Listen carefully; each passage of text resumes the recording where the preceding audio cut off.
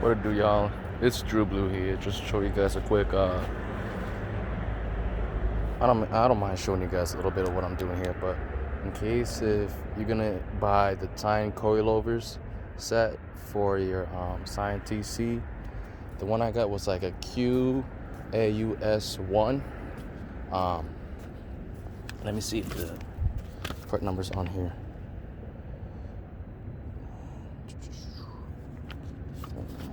I don't think it's on there. Either way, let me just break down a couple things that you guys are gonna have to be aware of. One, read the manual. Highly recommend you do, so that way you don't make the same mistakes that I did, or at least not come unprepared. But so first thing first, when you install the front, obviously it's kind of easy. I don't know, for some reason, I guess because of the previous mechanic that worked on my car, but for the ABS sensor and the brake line hose, I have two different size bolts. It's a 14 millimeter and 12 millimeter. It might be both might be 12 millimeters, might be both 14s.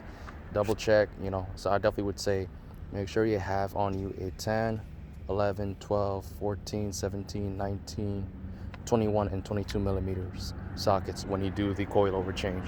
You have those, guarantee you won't have any issues. Both short and long, you can't go wrong in extensions. But anyways, on the coilover set, you're gonna need. You can't use one of these ratchets. Let me show you what I'm talking about. Where I put it right here.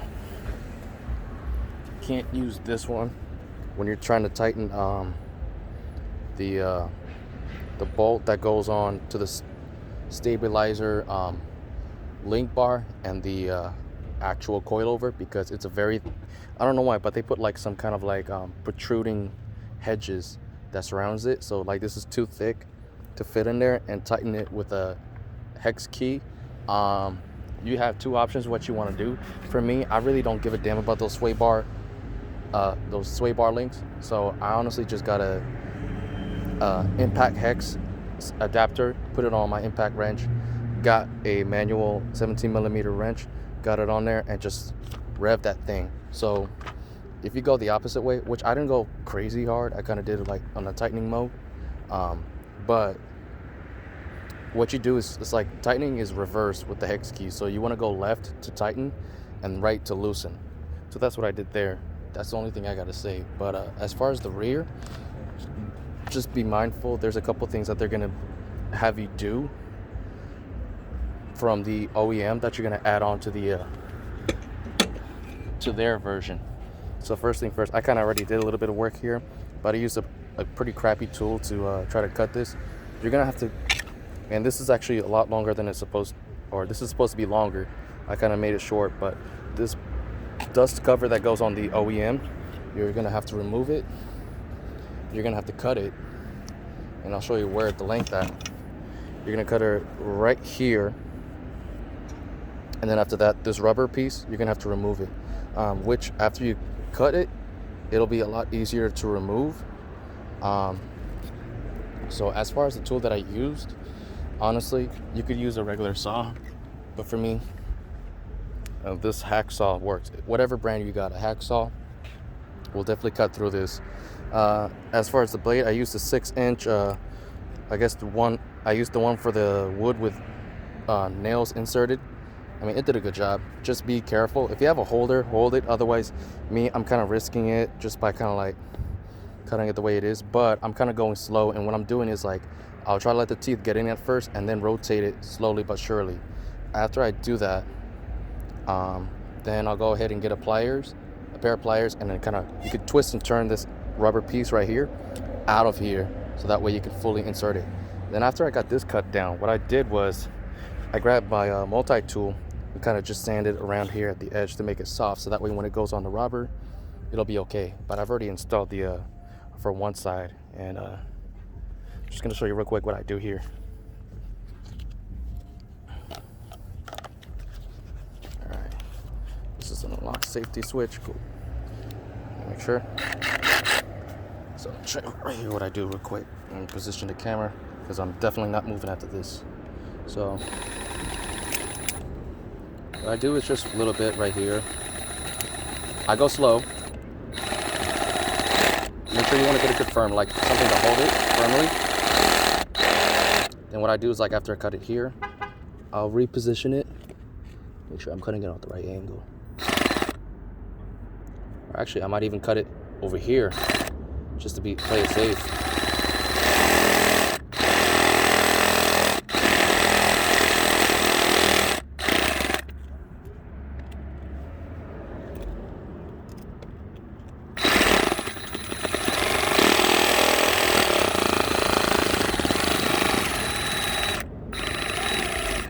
Make sure also too, for safety precautions, what I should have is it's one of those items that the meat cutters have, but like a metal shard glove, so that way in case this comes through and pokes you, you'll be okay. But obviously, I forget what they call it, but like there's a manual metal thing where you turn it, you can hold secure something and then cut through it. I should have that, but fuck it, my car is stationary. Ow, that fucking hurt.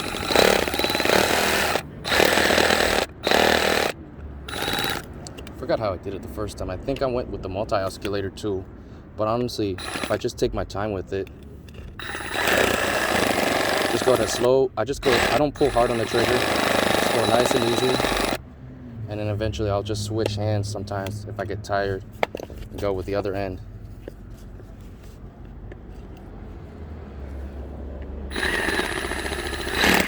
Yeah, that fucking hurts.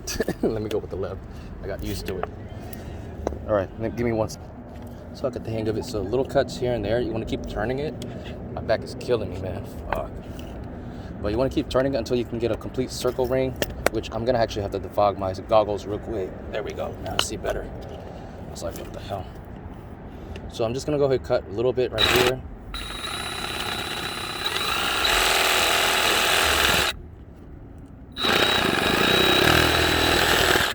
Yeah, gotta be careful with that.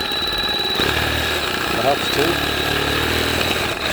I just realized it as I'm learning. Turn the blade away from your hand. If you gotta do it like how I'm doing it, turn it slightly like this.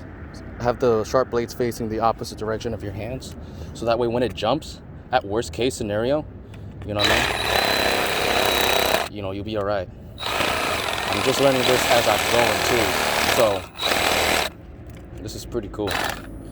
Let me go right here. I'm gonna work my way. There you go. Just like that. Which, honestly, it's not bad. I did a pretty good job. The first one was actually, it took a while for me to learn how to do it right, but, and then this rubber's pretty easy. I might be able to pull it out the way it is. Huh. Well, I just learned that now. I should have just pulled it out from the beginning instead of cutting the actual rubber piece. But yeah, it's dangerous, guys. What I did is not something I would recommend. If you have no choice though, and you had like limited really capacity to work with, safety features, obviously always have it on lock, take off the battery and whenever you're changing blades. But when you're using this tool like that, let me show you. See how the blade's straight? Turn it away at least. Even if you gotta cut it at a slight angle, it's okay. You know, you could always trim down the extra with like a sander, which is what I'm about to do. It's a lot safer, so that way if it hits your hand, it doesn't hurt you. It just kind of vibrates you a little bit, especially if you're wearing tough nylon gloves like what I'm wearing. But when it comes to cutting something, like I said, which I almost had it was a risky thing, but you know what I mean? Fuck it. Gotta do what you gotta do. I learned this from my dad. I get the riskiness from my dad, man. He's a hard-ass labor worker, man. But, yeah, so like I said, turn the blade slightly away from your hands and always keep cutting at an angle. And then once you got a hole cut, take your time slowly. Make sure that as your blades go back and forth like this, that you got like half of the blade inside already of the rubber as you're cutting around, and then just keep continuing to rotate it slowly as you're doing it adjacent like this. Because like I said, if this jumps, you know what I mean? Like I said, you're okay. So, you know, kind of like work that way, and then after that, you could just cut out the regular stuff, you know, nice and slow. But after that, what I do is, because after this, right here, this part is metal from what separates the rubber from the metal. So what I'll do is I'll grab the sander. Oh, I dropped my blades down. I'll grab my multi-oscillating tool, and then I'll just kind of sand this around. So right now I should be sitting at 60 grit, perfect. What I'll do is like with this offsetting tool, it's cool because it comes with a 60 grit, 80 grit, 120 grit, and 240 grit sandpaper. Sticks on like with that Velcro. So I like that. So what I'll do is I'll turn this on, take the 60 and kind of go around, bro. Just like that.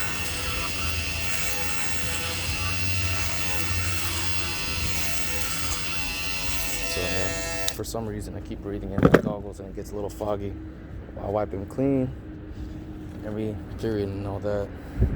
I always take a look, see what I'm working with. You know what I mean? Ooh, did I cut off some metal? Shit. Oh well. I kind of got it down to this level anyways when I was working the other one, so that's cool. So what I'll do is like, what I did was right here at the tip, I kind of try to leave a little bit earlier, the first cut, to kind of like make sure if there's any errors I got to correct, I'll be able to do that. But it's okay, I'll be able to work with this.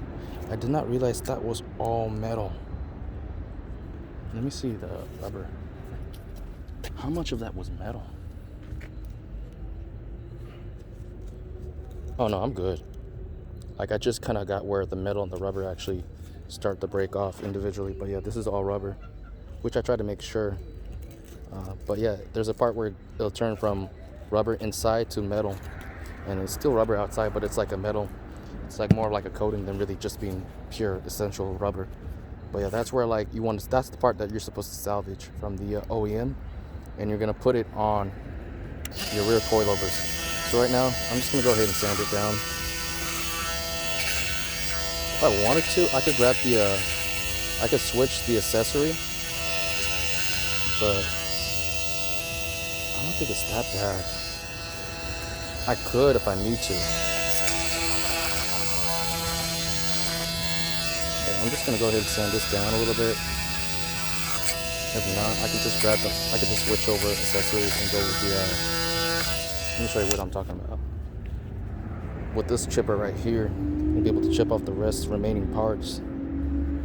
I mean, I feel comfortable with this right now, so that's what I'm gonna do. I'm gonna go ahead around with 60 grit, then I'll switch to 80, 120, then 240 till I get it even, and I'll show you what it looks like.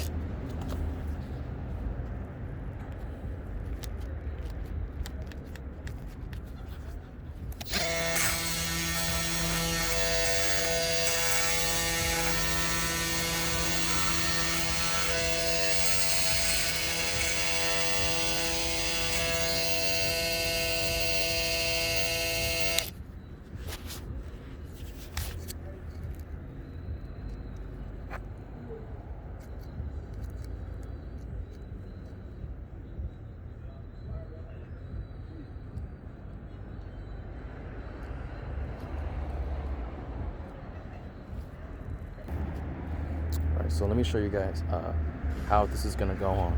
So the reason you're gonna see why I had to sand this from all the way, to smooth it out, because what happens is you're gonna get the rear like this, and you're gonna have to. There's gonna be a white bumper stopper. Let me show you real quick. This slides up. Let me see if I can show you. You see it right there? There you go.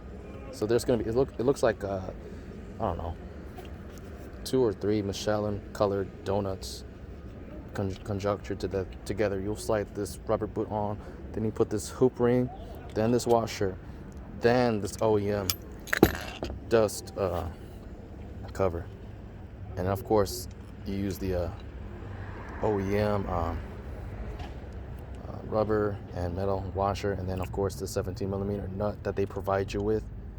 And the best part is you get a torque wrench. You'll be able to torque it in without having to use the hex key. It's phenomenal. Thank you, TEIN, for that. It saves so much time. But either way, yeah, that's the reason why I'm sanding it down, because like I said, they tell you have to cut this and then take out the rubber that's in here, which you just get a pair of pliers, or how I did it, if you saw. Because the first one I had to use pliers because it was too short. The other one, after I cut it, then like the rubber's showing, I could just grab it, twist it, turn it, and then it comes out, which I should have done with the first one. Lesson learned. Now I know next time I'm gonna have to change out these coilovers. But either way, So plus I think I might have to use this again. So either that, or I might go to the junkyard, buy another one, and kind of cut that down a size and then maybe replace it, because this one I just don't like how I cut it. But for now I'm just gonna rock with it because it's the only one I got. But essentially what I'm gonna do is, like I said, I'm sanding it down. I'm spending about 5 to 10 minutes with each grit, going from 60 to 80 to 120 to 240 until I know this is smooth, because even though it's rubber on the outside, it's metal on the inside. And as you saw here, when I had to cut it, like, I have to make sure that the metal is smooth and it's not going to puncture the rubber here and allow debris to go in there, even though there's, as you see, there's holes in here, which isn't too bad. But like I said, it doesn't hurt to sand this down. So I'll see you guys in about 10 minutes when I'm done with this. But yeah, I mean, this multi-tool comes in handy. You know, if you get the whole set, you can really do this job with this. I mean, I used the cutter accessory, which is okay. You know what I mean? Like, you could get it done, kind of cut around a little bit. It's going to take you a little longer than if you were to use a hacksaw, which I did use the wrong blade. I should have used the metal one, knowing that I was actually cutting metal. But yeah, this tool works great too. So just going to go ahead and do this for about 5 more minutes. Yeah, I'm on 80, so I got 2 more grits to go through. So I'll see y'all in about 15 minutes. Usually when I sand things, like, I want to say, when it comes to sanding, it's one of the most meticulous and longest tasks to perform. That's especially if you have to paint, you know, any car, you know, any body, cosmetics, whatever. However, I'm just trying to soften this so that way it's not sharp, that it won't, you know, like I said, damage the rubber boot when, you know, the car goes up and everything, you know, over bumps and stuff. So here, like I said, I don't have to really be too attentive to details as much, as long as it's smooth around. I can go ahead and move my finger here, pull out the remnants here and there. I might just go through one more time with the just to make sure like everything's good here at the edge. And then yeah, I'll probably go around the corner, kind of go with a 240 grit, because I don't really, like I said, I'm just trying to soften it, you know, so that way it's not too rough. Honestly, I don't even need to go from grit to grit to grit. But I still like to take, you know, I like to follow habits, make good practice habit of it, you know what I mean? Because I might have to paint, and I might think, oh, and like how it was last time. So yeah, honestly, like this is enough. Like, just getting a 240, just to soften it like that, honestly, it's good enough. But I like to use the 80 first, because like I said, it's rough, so it'll really break down anything too sharp, and then that way you can preserve this 240. That's the reason why I went from grit to grit. It's kind of like to preserve each one's life, you know. So yeah, as you can see, I'm really smoothing things here on the inside as well. So it's important to kind of like smooth it on right here where it'll sit on the rubber the most, but also in the inside, make sure there's nothing like protruding that's gonna really, you know, cause a damage to it. As well on the outside, make sure everything's kind of good. But the outside, I'm not too worried. You know what I mean? Except maybe like around here, a couple of these corners, I could just go like that. You know what I mean? But other than that, you know, I'm good. It's just mainly on right here, on the lip of this dust cover, and then kind of like a little bit on the corner on the inside, because that's all metal. Here it's just rubber. It's not a big deal. But yeah, there you guys. That's for that. But there is one more edit that you have to do after you cut the dust cover, which is super long at first. You know, like I said, if you just right here where, I don't know where the number's at, but where you see the number, you cut it from there to where you leave this big lip available with just maybe a little bit extra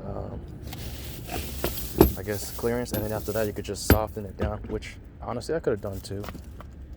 Could have sanded it down, but it's fine the way it is.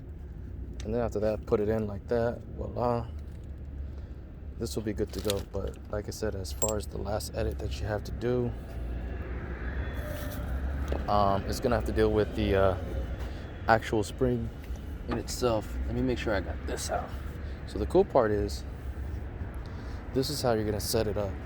Like I said, if you're too lazy and you're just watching this vid because you don't want to read the manual, I mean, I can't blame you, for one. But here's the thing, I'm used to, like with the OEM, the longer one sits on the bottom and the smaller one sits on the top. But here it's the opposite.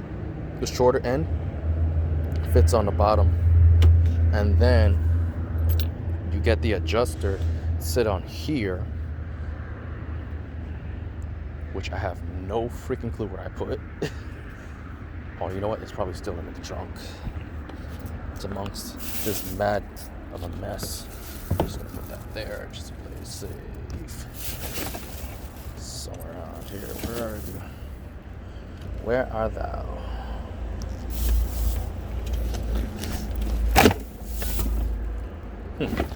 There it is. So, like I said, shorter one sits on the bottom. So that's a cool part. The short, you'll know that it sits flat like that. Then on the bigger part, that'll be on the top. You put this in like that and have this metal frame sticking upwards. So this metal lip is going to be connected to the top. That was weird. Then after that, you put, so what you're used to putting like this, you know how this is on the bottom? So the bottom will stay the bottom. It's just you flip the sides. The smaller side will go on the bottom, and the top one will still go on here. As far as like the rubber cushion for the spring, that's what I'm just gonna call it for now.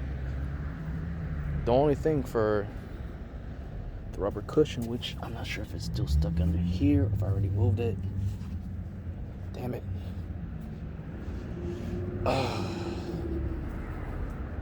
Should be around, or if not, it's in my car. You have to cut a small portion. As soon as I find it, I'll show you what I'm talking about. Real quick, I want to show you guys when you gotta put in the rear. This is a really easy tip I can show you. Get your jack, put it here with the rear lower control arm, and as you do that, position the rear coilovers to go into the hole. Hopefully you can see like that, and then slowly jack it up to where you know it clears the hole, just like how I did it right there. And then once you know you got the top of the oh,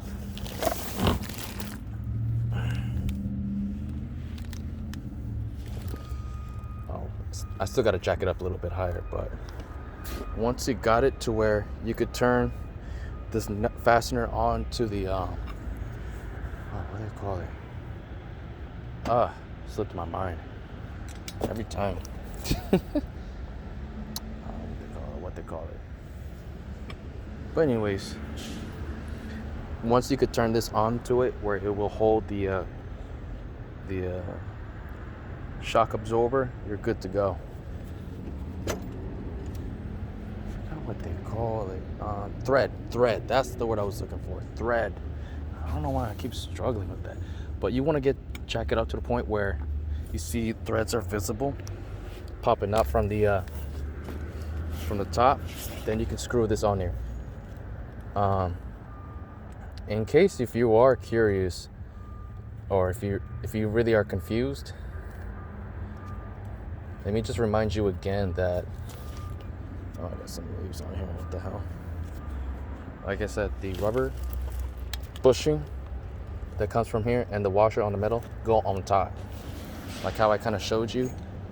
That's just how it goes with the shock absorber. The picture is accurate on the TEIN guide, so I'm pretty sure if you're smart, you're definitely gonna read that. But like I said, if you just want to watch somebody do it and just kind of copy them, kind of how I did it, that's a good tip.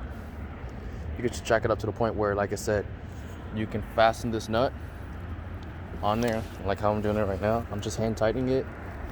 I'll torque it once I have this on the ground on wheels with pressure on the shock absorber, and then I'll torque it to 18 foot-pounds afterwards.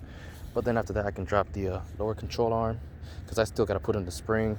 I'm looking for the top rubber cushion, so that way I can show you guys what you're supposed to cut on that. It's not that big of a portion, but honestly, it's, for me, it's even though it's a small piece, I found it to be a little more difficult to cut than the actual dust cover. I wonder where I put it. I got my 17 millimeter here. That's cool. I'm gonna need it on the ground in a second. Where did I put it for the life of me? Oh man.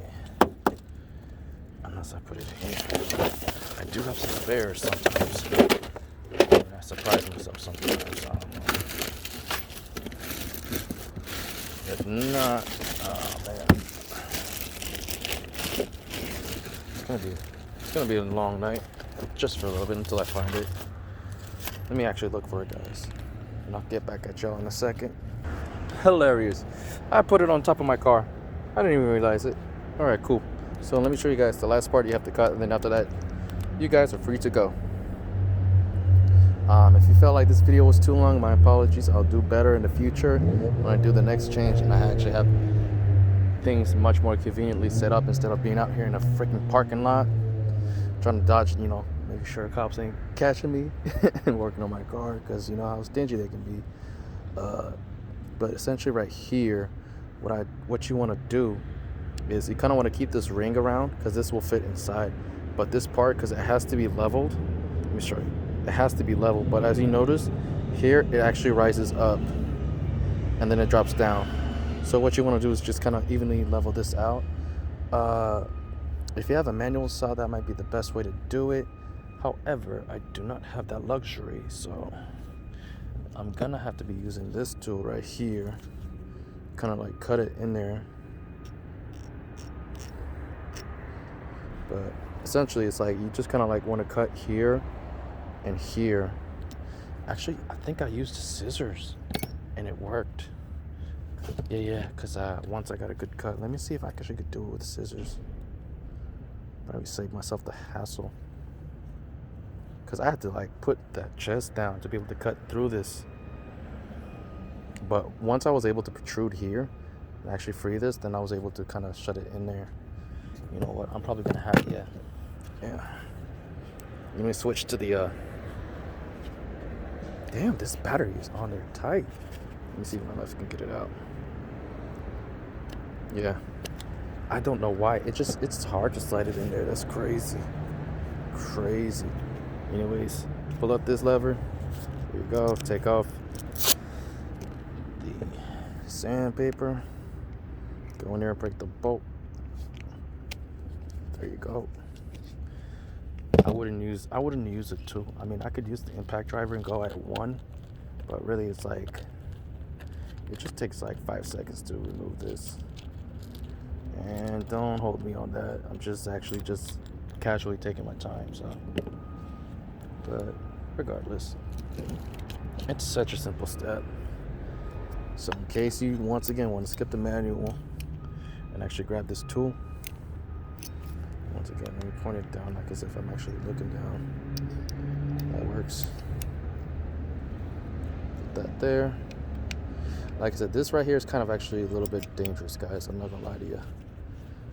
Even though I feel much comfortable with this than with the hacksaw when I have no control whatsoever.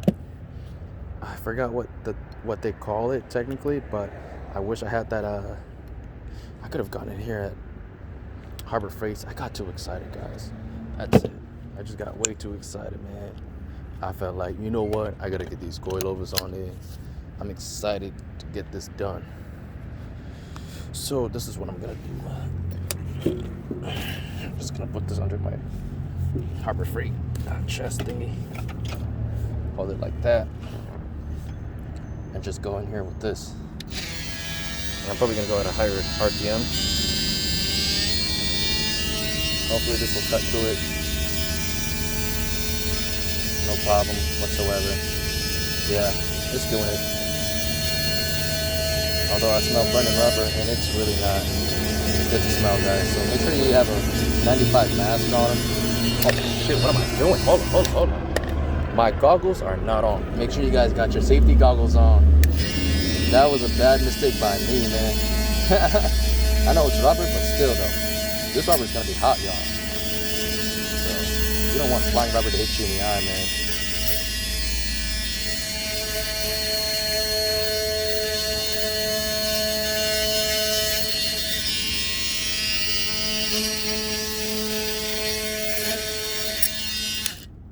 Get it? Is that it? No, that can't be it. I didn't get in there deep enough. This direction. If you guys can see, you guys can't probably see this. So far I'm lucky, no cops came in.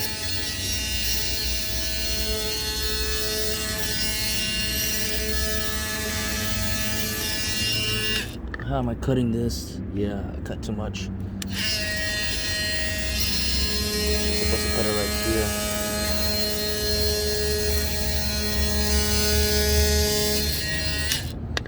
Let me see if I can get you guys a better angle once more. Perfect.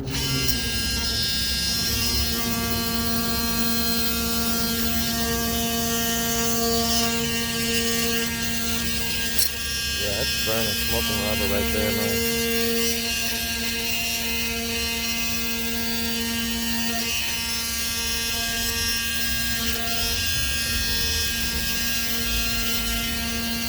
Hey, it smells like burgers. Wait a minute. Do they put rubber in burgers? It smelled like burgers for a second. Maybe I'm tripping. I'm smelling something else. Okay. Turn it so that way I can see. I'll show you guys what I'm doing here. So I did cut a little bit in here, but it's rubber. It's not a big deal. This is a little bit hot.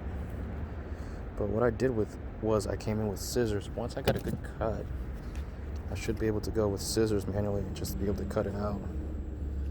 If not, let's see what I'll do.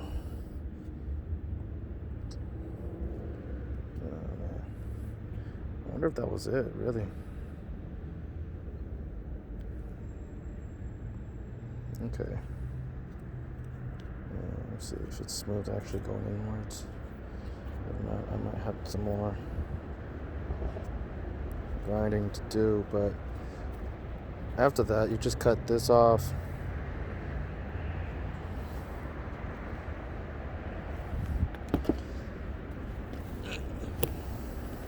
The other one was a lot easier to show you guys.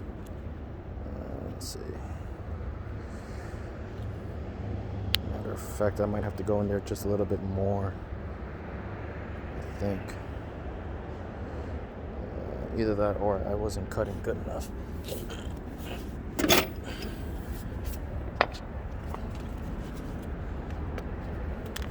You're probably not going to be able to see. Sorry, guys.